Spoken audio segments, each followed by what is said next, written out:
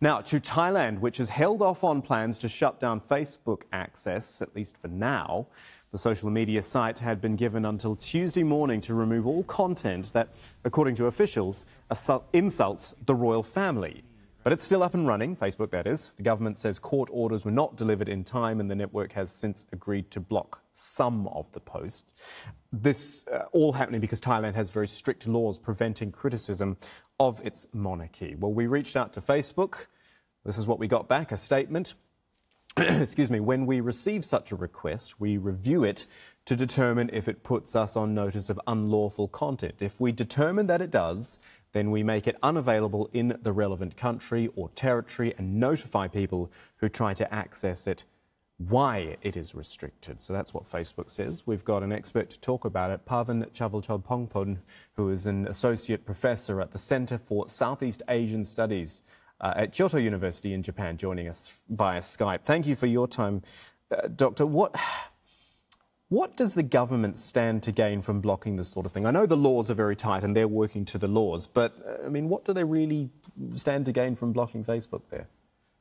Well, I would say that what they stand to gain would be so little. What they stand to gain basically to protect the reputation of the monarchy and also to continue with the censorship, among Thai people, especially in terms of controlling some kind of information about and message about the monarchy.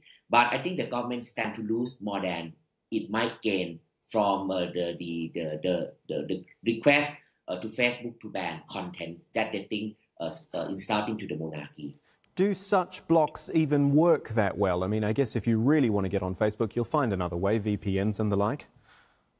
Yes, of course. I mean, it seems like the Thai government has no clue about how social media work. Even though Facebook can block certain contents, of course, a lot of Thai people know how to unblock it. You close down certain web page, the next day it would be more web page coming up too. I think they are losing battle in the cyberspace. Have things gotten tougher under this new Thai, well, I won't talk about the government, but with the Thai king who is actually the subject of these photographs, has things sort of changed since he's come into power?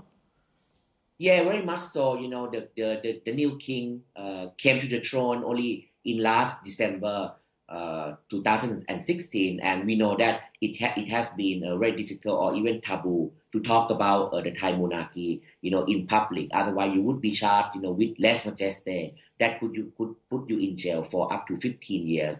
But it's very difficult not to talk about the Thai king at this point in time, particularly after the long reign of the previous king Bhumibol, now coming into the new reign, and it brings so much of the uncertainty, and it would not help with certain behavior of the new king.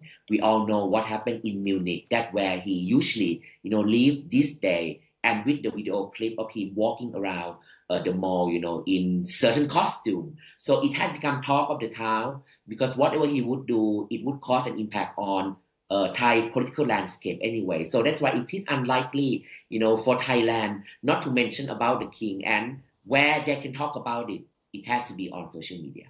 Dr. Pavan Chavalchol-Pongpon, staying up late for us in Kyoto tonight. Thank you so much for your time. Sarah, you've been looking at this one right up your street here, isn't it? Tell us more. Well, there are 68 million people in Thailand. A little over half of them use social media. In fact, Thailand is one of the most active countries in Asia on Facebook. You'll just have a look here. 46 million total number of monthly active Facebook users in Thailand. And some of the most popular social media platforms being used are, let me just bring that up, there you go, Facebook, YouTube and Line. Line is a chat app service. Now, Facebook is still accessible despite the government's threat to shut it down. And judging by TrendsMap, I just did a little quick search today, and it seems that people are not talking about this story. They're talking about many other things, certainly other than that. But offline, there's a debate over what exactly is defamation. What we do know is that Thailand's lèse majesté laws protects its royal family from insult or threat. What's not clear is that there's no legal definition of what's considered an insult to the monarchy. Now, we all know this little symbol here.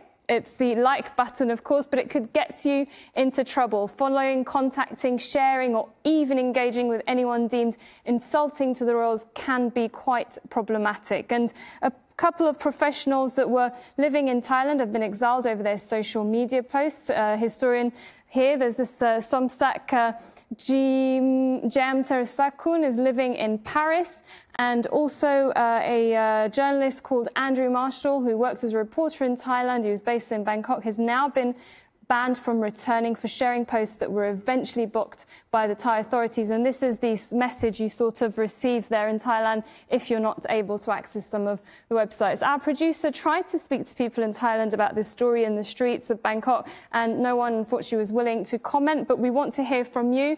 Tweet me about your social media experiences in your country. Of course, this isn't just in Thailand, and we want you to use the hashtag AJ Newsgrid.